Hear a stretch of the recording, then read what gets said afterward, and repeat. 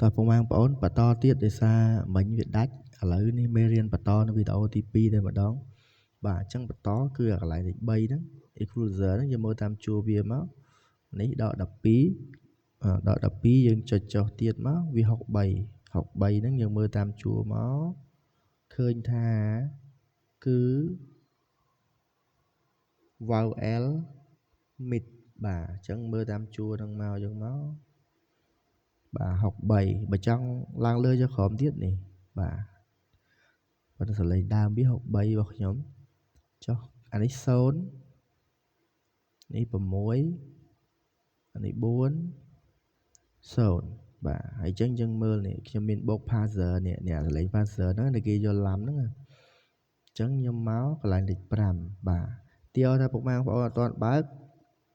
អញ្ចឹងវាអត់ភ្លើងទេអញ្ចឹងដើម្បីបាន parser យើងនៅក្នុងលេខ5ហ្នឹងអញ្ចឹងបងហ្នឹងយើងបញ្ជាវាយើងចុចលេខ5មក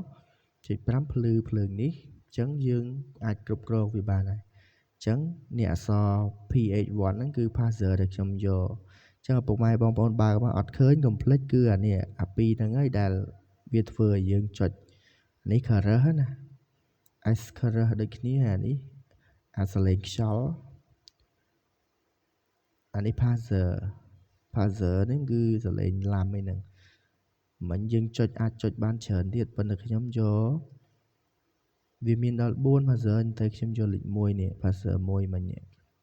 អញ្ចឹងយើងចុចចុះក្រោមទៀតមកបាទមើលតាមដើមទៅ20 40មិញហើយអានេះត្រេដក90ហ្នឹងអីគេយើងផ្ទៀងមើលមកនេះអូសតាមហ្នឹងមកវា level ស្អីគេនេះមិន level អានេះ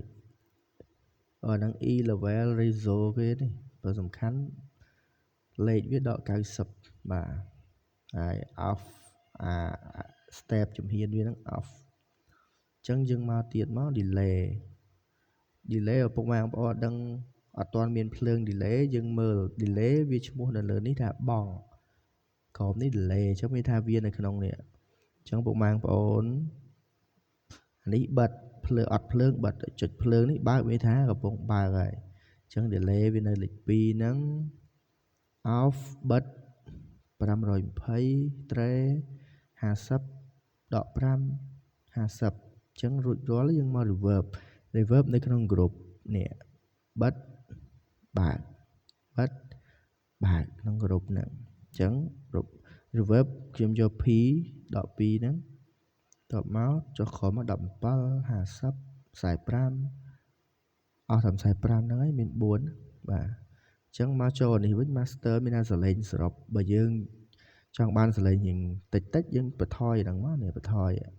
ប៉ុន្តែសលេងដើមរបស់ខ្ញុំហ្នឹង90បើពេលខ្ញុំលេងវាខ្លាំងពេកខ្ញុំបន្ថយថែមទៀតភ្លាមពេលយើងប្រគំអីហ្នឹងយើងតេស្តទៀតអញ្ចឹងចុះមកវាមាន80អានេះសំលេងកាត់សំលេងរំខានបាទកាត់សំលេងរំខានដល់80អានេះបាទអានេះ LB យើងដាក់ចឹងមកហើយអានេះខ្ញុំបើក assign CTL ហ្នឹងខ្ញុំបើក8ដក1គឺដើម្បីអីខ្ញុំបូកជាមួយនឹង overdrive នេះតែខ្ញុំអត់បានប្រាប់ទេមិញព្រោះវាសាំញ៉ាំពេកអញ្ចឹង8ដក1ហ្នឹងបើយើងមើលអានេះឃើញនេះ overdrive ឬក៏ distortion នេះហ្នឹងយើងបូកដើម្បីប្រើមួយ CTL នេះបាទខ្ញុំចុចហ្នឹងឃើញភ្លឺនៅលេខ2បងប្អូននេះ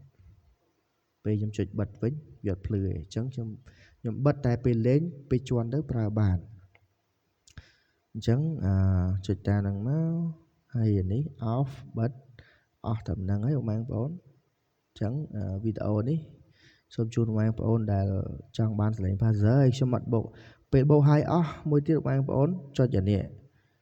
ចុចអាហ្នឹង2ដងអាហ្នឹងទៅ save ជាប់គេហៅ write copy ហ្នឹងចុច write ហ្នឹងមកវាស្មើនឹងពាក្យថា save រក្សាទុកជាប់ចុច2ដងចុច1ហើយវាលោតភ្លើងភ្លឹបហ្នឹងចុចមួយទៀតបានជាប់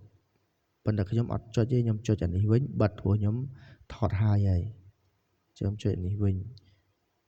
ចុច2ដងដូចគ្នាវាទៅទៀតដើមវិញបាទអញ្ចឹងអរគុណបងប្អូនអាចមើលតាមហ្នឹងរៀនតាមហ្នឹងបានហើយសូមជួយ like subscribe follow អី share ឲ្យផងបងប្អូនបាទអរគុណច្រើន